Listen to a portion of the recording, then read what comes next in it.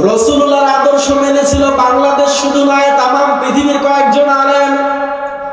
রাসূলুল্লাহর আদর্শ মানার জন্য, তার আদর্শকে বাস্তবায়ন করার জন্য তারা শহীদ হয়ে গিয়েছেন, এমনকি জেলখানায় 3 বছর থেকেও মরেছে। এই রাসূলুল্লাহর আদর্শ মানতে গিয়ে, রাসূলুল্লাহর আদর্শকে মানতে গিয়ে তারা সন্তান হারিয়েছেন, স্ত্রী হারিয়েছেন, সমাজ হারিয়েছেন। শেষ পর্যন্ত তাদের ঠিকানা হয়েছিল জেলখানায়। জেলখানায় যারাই থাকে এরা রাসূলুল্লাহর ওয়ারিস, কারণ রাসূল নিজেও জেল খেটেছেন। শিয়াবে আবি তালিবে মুহাম্মদ রাসূলুল্লাহ সাল্লাল্লাহু আলাইহি ওয়াসাল্লাম 3 বছর তার সঙ্গী সাথীদেরকে নিয়ে জেল খেটেছেন। আর ওই জেলখানায় তার সঙ্গে ছিল তার প্রিয়তমা স্ত্রী হযরত খাদিজা রাদিয়াল্লাহু তাআলা আনহা।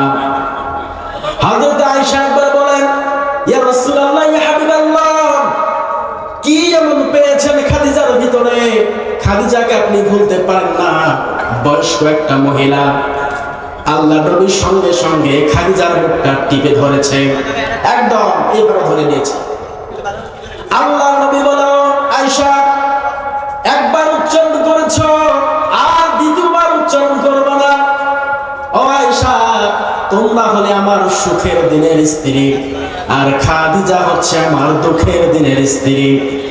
যখন আমি শিয়াবে আবি তালিবে ওই জায়গায় দারুন নাদওয়ায় তড়িঘড়ি করে আবু জেহেল, উতবা, সাইবা, আবু সুফিয়ান একটা বৈঠক করে সিদ্ধান্ত নিয়ে আমাকে জেলখানায় ভরিয়ে দিল।